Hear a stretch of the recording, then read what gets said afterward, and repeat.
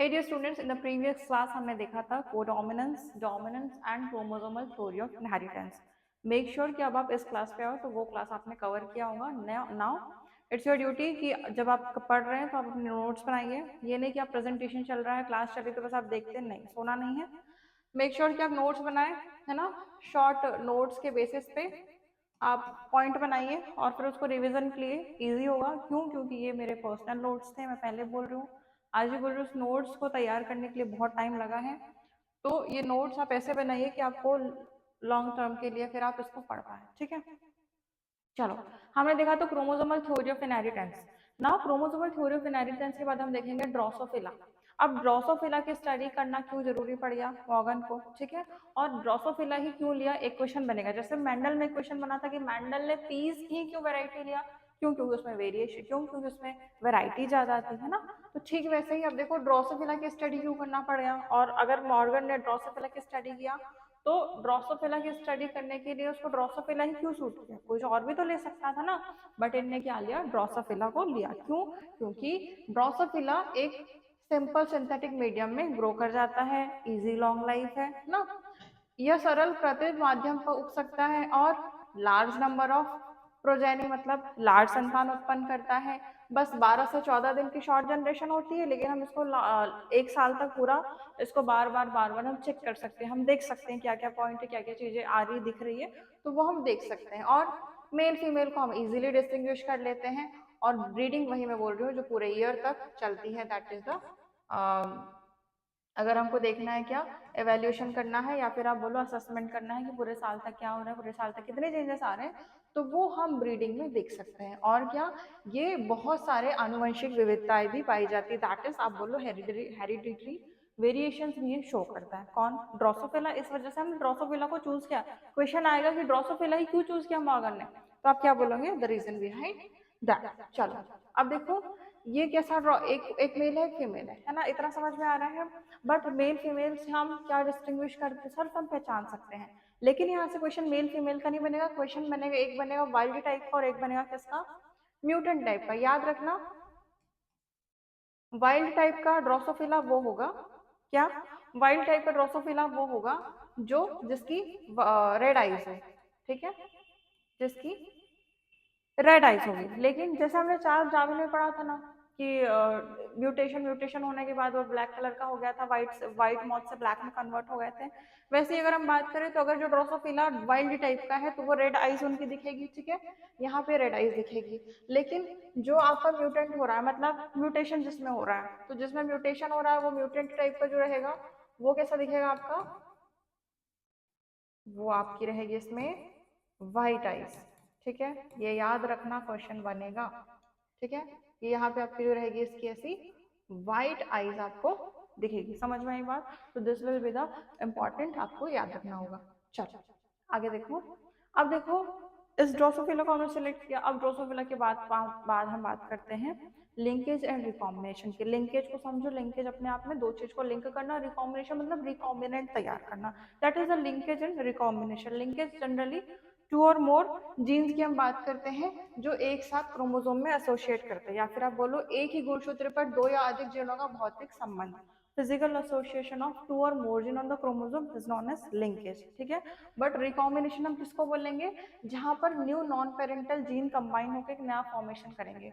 दो parent same नहीं, दो नॉन पेरेंटल मतलब जो अलग अलग पेरेंट है, हमने उसको कंबाइन किया और एक नया रिकॉम्बिनेशन बन गया, दैट इज द रिकॉम्बिनेशन, ठीक है। या फिर एक नया फॉर्मेशन बन गया, दैट इज द रिकॉम्बिनेशन, ठीक है। देखो जरा, माता पिता से भिन्न जीन संयोजन का निर्माण आपका क्या कहलाएगा, रिकॉम्बिनेशन।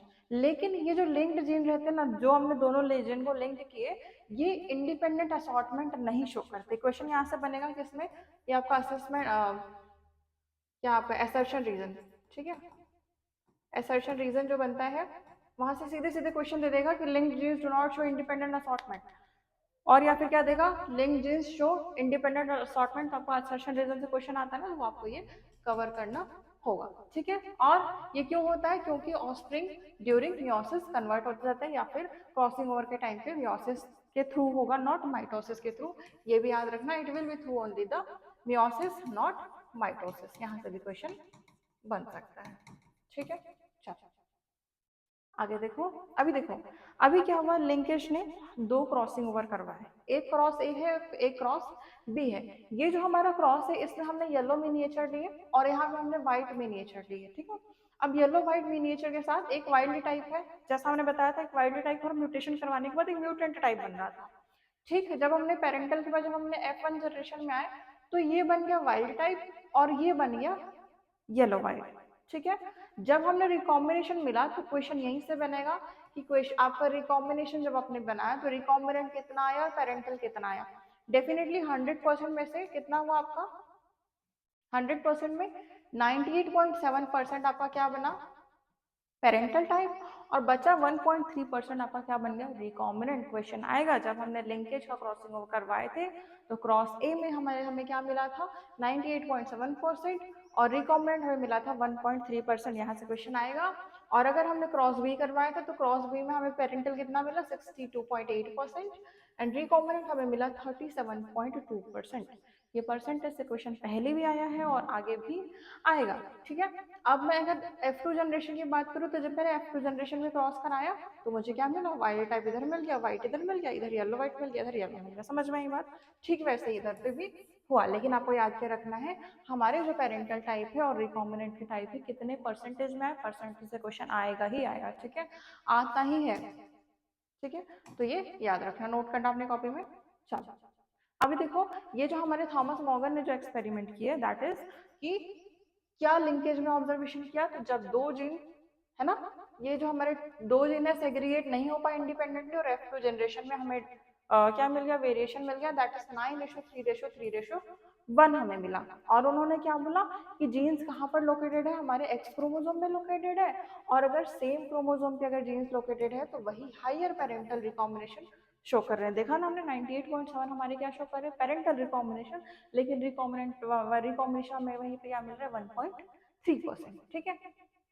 और हमने क्या देखा, genes for white eyes and yellow body were tightly linked, that is 1.3% recombination were only the, आपके क्या कौन से होंगे, टाइटली लिंक्ड। अब टाइटली लिंक्ड और लूज लिंक्ड एक बार देखते हैं कि टाइटली लिंक्ड कौन से हैं, लूज लिंक्ड कौन सा है, यहाँ से क्वेश्चन आएगा। चलो ये क्वेश्चन, ये फॉर्मेट तैयार कर दिया ताकि इजी हो आपके लिए। मॉर्गन और उनकी टीम ने डिस्कवर्ड किया साथ ही साथ हम जीन्स को जो कहाँ पर लोकेटेड है, सेम क्रोमोसोम पे, ठीक है। वहां पर उन्होंने वेरिएशन देखा और डिग्री ऑफ लिंकेज में स्पेसिफिकली और क्या देखा उन्होंने कि कुछ जीन्स है जो टाइटली लिंक्ड है जो लो रिकॉम्बिनेशन शो कर रहे हैं, ठीक है, क्रॉस ए में, और कुछ जीन्स है जो लूजली लिंक्ड रिकॉम्बिनेशन शो कर रहे हैं, किसमें, it leads to the higher combination, ये हमने देखा किसमें, क्रॉस बी में। ये इंपॉर्टेंट है।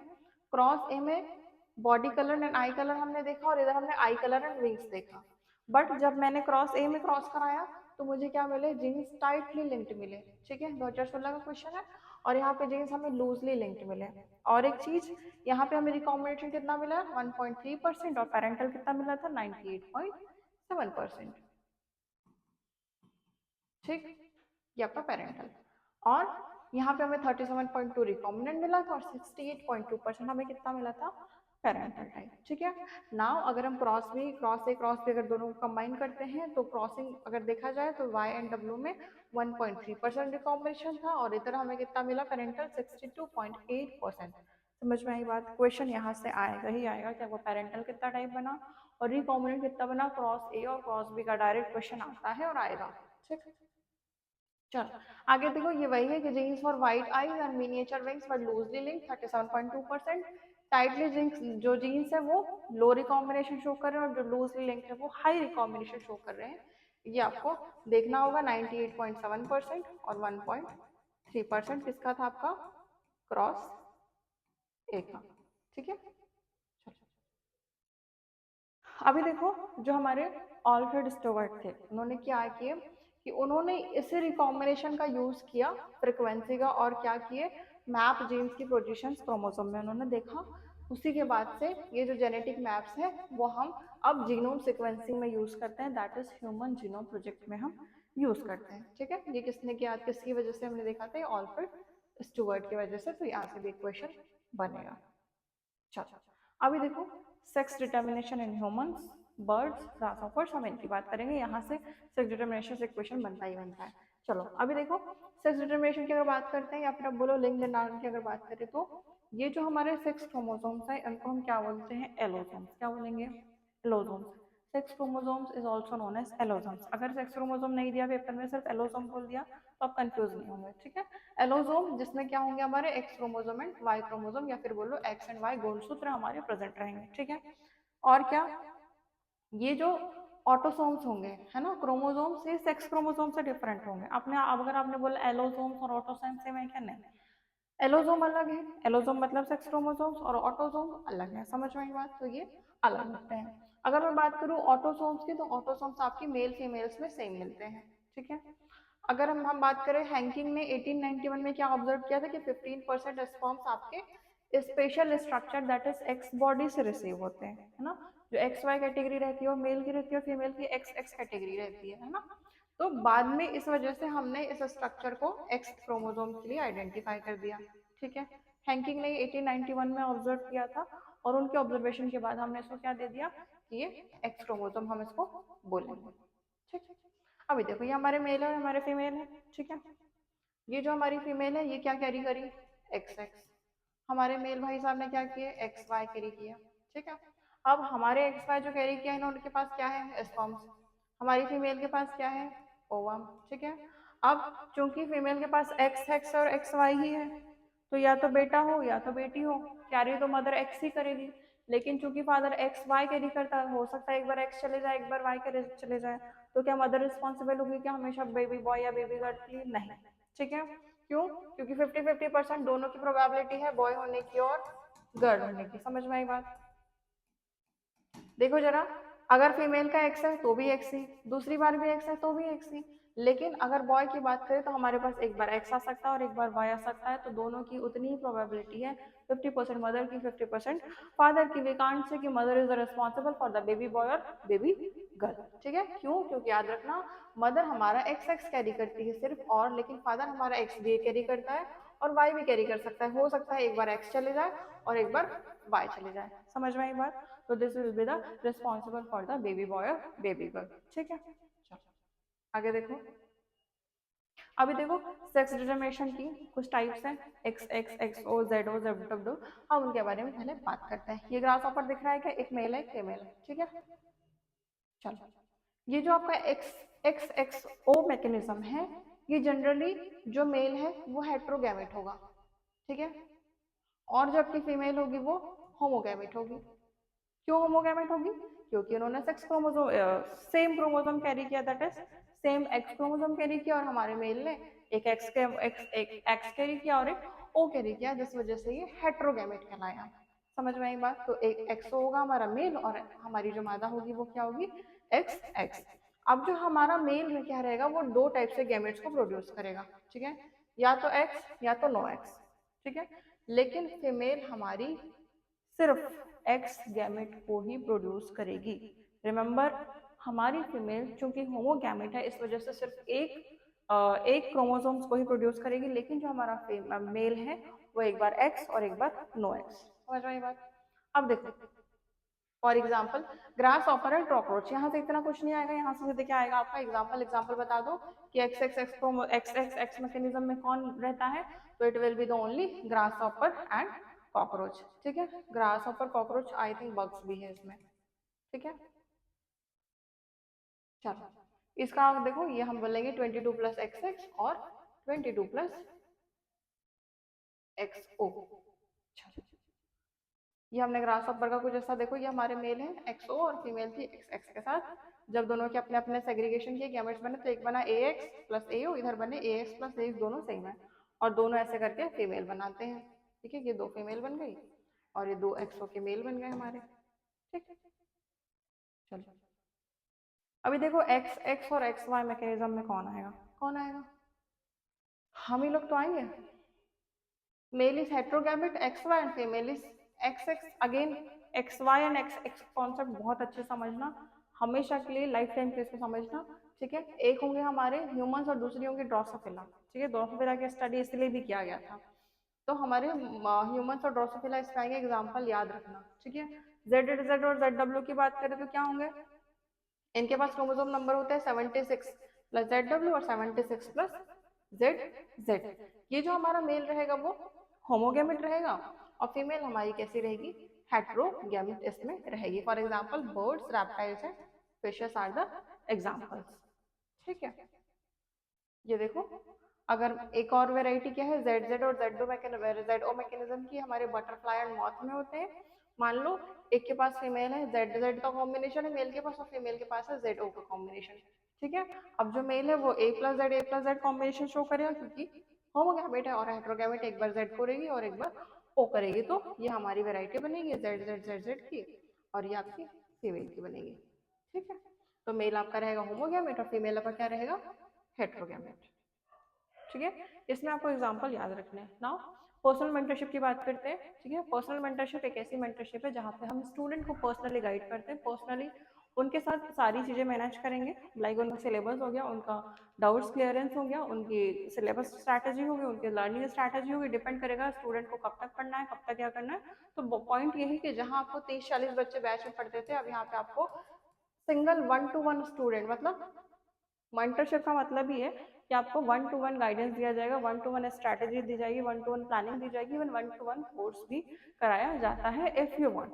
ठीक है, तो ये पर्सनल गाइडेंस हम सीरियस उन स्टूडेंट को देते हैं जिनको चाहिए कि हाँ सच में हमारे लिए पर्सनल मैम हो, पर्सनल टीचर हो, पर्सनल मेंटर हो। समझ में आई बात? तो ये उसके लिए अगर जो स्टूडेंट पढ़ना परचेज करना चाहता है, 499 399 से, डिपेंड ऑन द क्राइटेरिया कि आप कौन से सब्जेक्ट के लिए या फिर आप बोलो कौन से कॉम्पिटेटिव एग्जाम के पढ़ना चाहते हैं, तो उस हिसाब से फिर हम उसको गाइड करते हैं।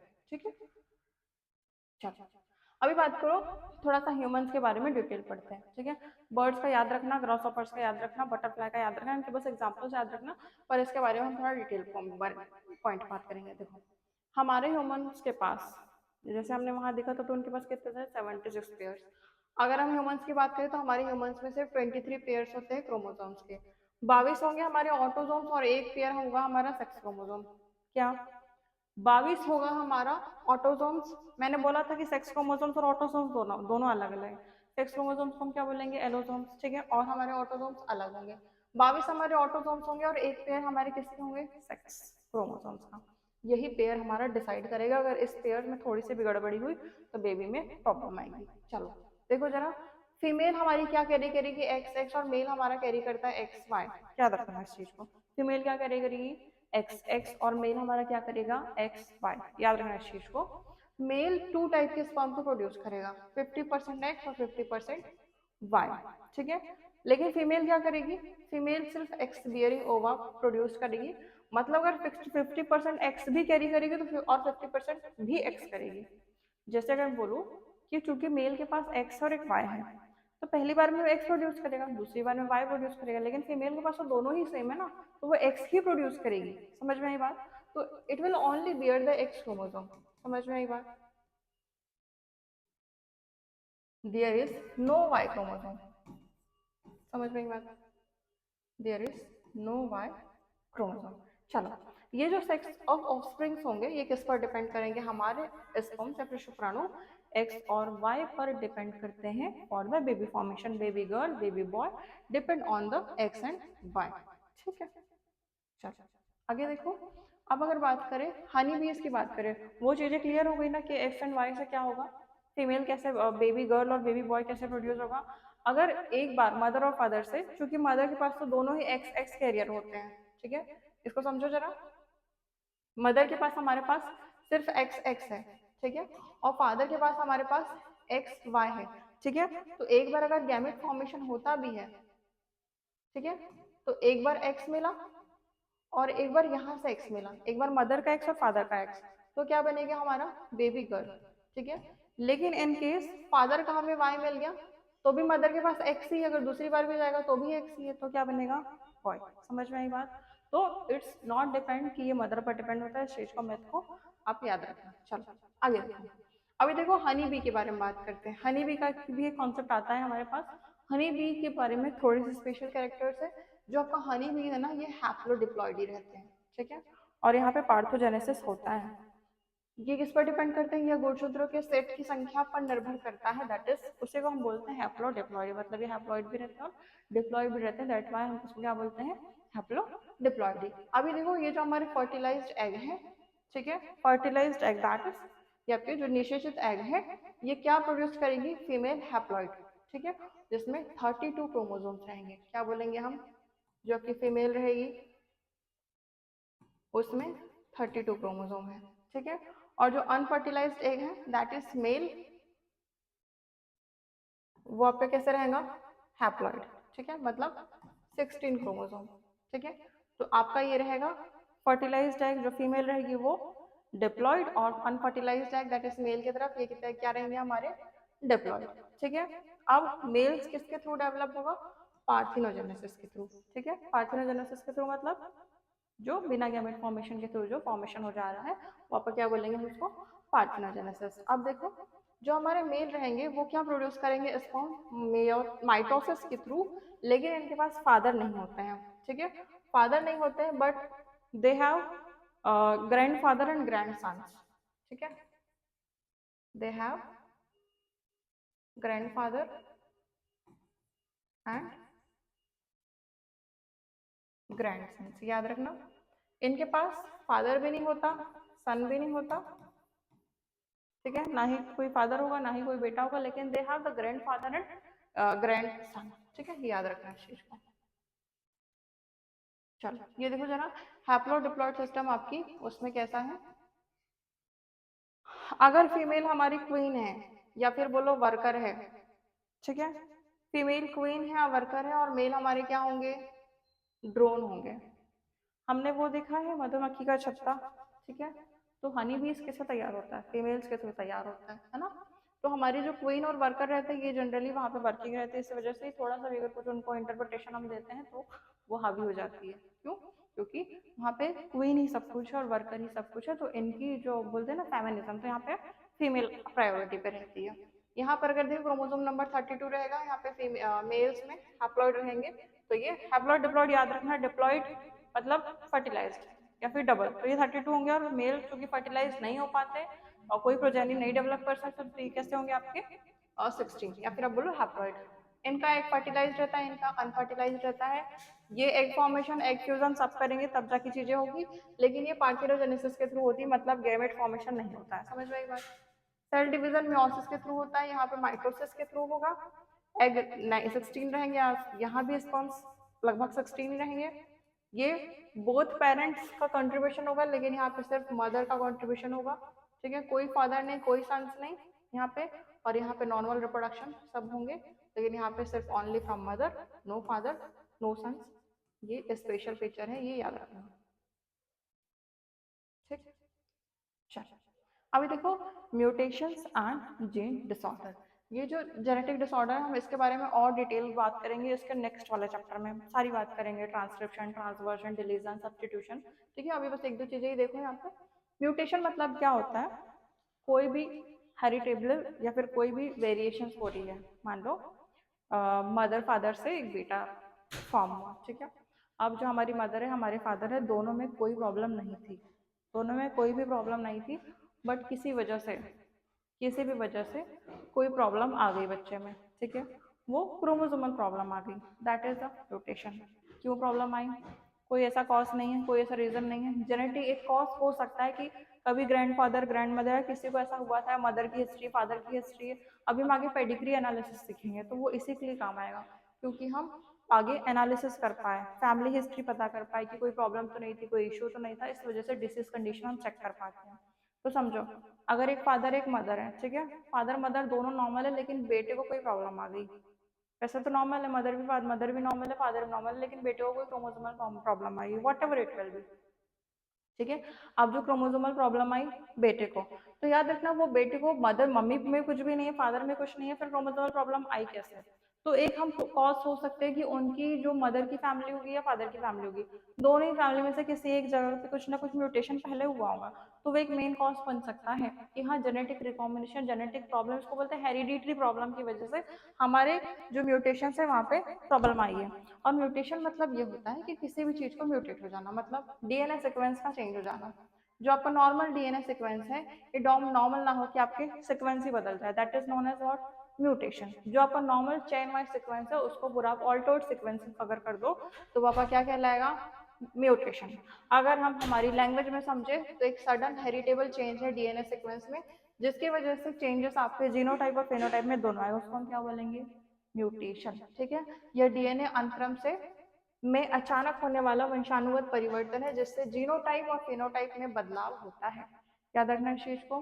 म्यूटेशन जनरली 2 टाइप्स के होते हैं, लेकिन रिफ्रेशर्स में जनरली 2 टाइप्स नहीं, बहुत सारे टाइप्स के होते हैं, ठीक है। Point mutation, frame shift mutation, substitution, reversion, ठीक है, ट्रांसलेशन, बहुत सारे हमारे म्यूटेशन होते हैं, हम बाद में इसको देखेंगे। पॉइंट म्यूटेशन की बात करते हैं कि एक पॉइंट से दूसरे पॉइंट में म्यूटेट हो जाना, उसको हम क्या बोलेंगे, पॉइंट म्यूटेशन। या फिर बोलो single base pair of DNA में चेंज होगा। यहाँ पे हम बात करेंगे सिकल सेल एनीमिया में। सिकल सेल एनीमिया को भी डिटेल में पढ़ाऊंगी। इसके बाद सिकल सेल एनीमिया में ये होता है कि आपका जो वैलिन का पोजीशन रहता है, ग्लूटामाइन का पोजीशन वैलिन में बदल जाता है। तो यहाँ भी सिकल सेल एनीमिया, जिसकी वजह से आरबीसी जो होती है हमारी रेड ब्लड सेल में प्रॉब्लम आती है, ठीक है। तो यहाँ पे भी हमारा सिंगल बेस पेयर चेंज हुआ। फ्रेम शिफ्ट म्यूटेशन में पूरा पूरा फ्रेम उठ के दूसरे फ्रेम में म्यूट हो गया, that is frame shift mutation. या फिर आप बोलो इंसर्शन और deletion of base pairs causing the shifting in reading frame, that is known as frame shift mutation. जो आप लेफ्ट से पढ़ रहे हो अगर हमको राइट से पढ़ना पड़ जाए, हाँ, तो वो फ्रेम शिफ्ट म्यूटेशन कहलाएगा, ठीक है। तो ये थे आपके म्यूटेशन। और क्या, क्यों होते हैं म्यूटेशन, एक अननोन कॉज है बोला जाए तो, फिर भी एक बोलते हैं कि UV rays, X rays, gamma rays कहाँ से आपको लगे। मान लो आपने कोई सोनोग्राफी कराया, ठीक है, आपको किसी सोनोग्राफी के लिए आपको भेजा, ठीक है, और एक डॉक्टर ने ये बोला कि आप सोनोग्राफी कराओ, सीटी स्कैन कराओ, ठीक है, एमआरआई कराओ। तो ये हमने कुछ स्कैन कराया और भी कुछ बोला कि लंग्स के लिए आप एक बार स्कैन करा लो, है ना, एक बार एक्सरे डिजिटल करा लो। तो कभी कभी होता है कि ये जो रेडिएशन हमारी बॉडी में जाते हैं ये म्यूटेशन का कॉज बनते हैं। तो वो बोल रहा है फिजिकल म्यूटेशन, या फिर बोलो फिजिकल म्यूटेशंस एक कॉज बनता है। या फिर आप बोलो केमिकल म्यूटेशंस, आपको धोखे से मस्टर्ड गैस आपने इनहेल कर लिया, या फिर फिनॉल आपने इनहेल कर लिया, फॉर्मलिन आपने ले लिया, ठीक है। फॉर्मलिन समझता है, फॉर्मलिन क्या होगा, फॉर्मलिन मतलब वो स्पीशीज होगी, बायोलॉजी लैब देखा, बायोलॉजी लैब में जो स्पीशीज जो स्टोर करके रखते हैं पुराने टाइम से, what ever it will B, snake हो गया और फिर what ever it will B, तो ये जो स्टोर कर रखता है ये हम फॉर्मलिन से ही स्टोर करके रखते हैं ताकि वो लॉन्ग टाइम तक विदाउट स्मेल के स्टोर हो पाए। पर धोखे से आपने ये इनहेल कर लिया, या आपके हाथ पैर में कुछ आ गई, तो ये सब केमिकल म्यूटेशन है। और तीसरा हम पॉइंट बोलेंगे जेनेटिक, सबसे बड़ा कॉज है, ठीक है। जेनेटिक वेरिएशन की वजह से भी ये चीज़ें होती हैं, ठीक है। तो ये था कि आपका म्यूटेशन। हमने आज क्या देखा, हमने देखा ड्रोसोफिला के बारे में, हमने देखा मॉर्गन्स लिंकेज एंड रिकॉम्बिनेशन के बारे में, सेक्स डिटर्मिनेशन ह्यूमंस के बारे में, हनीबीज के बारे में, बर्ड्स के बारे में, ठीक है। ये आज की क्लास में हमने देखा। तो these are all about that. Next class में हम पेडिग्री एनालिसिस देखेंगे। मेक श्योर जब आप पेडिग्री एनालिसिस एक बार देखते हो, एक बार अपनी किताब एनसीईआरटी की जरूर पढ़ के आना।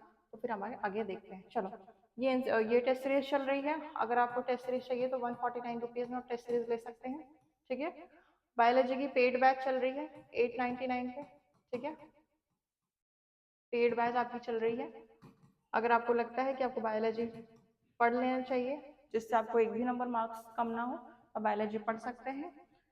इसकी जो पीडीएफ है मैं टेलीग्राम पे शेयर कर दूंगी, टेलीग्राम लिंक आप ज्वाइन कर सकते हैं। कोई प्रॉब्लम होगी, कोई कंसेप्ट में प्रॉब्लम आ रही है तो आप चैनल बताइए, ठीक है, या फिर आप मुझे पर्सनल मैसेज कीजिए, टेलीग्राम पे आपको रिप्लाई मिलेगा, ठीक है। नेक्स्ट क्लास में हम पढ़ेंगे पेडिग्री एनालिसिस, तो मेक श्योर आप पढ़ के आएंगे। और फिर आज आगे हम देखेंगे उसको बहुत डिटेल में हम पढ़ेंगे और सारे हम डिसीज के बारे में बात करेंगे, ठीक है। Wish you all the best, good luck.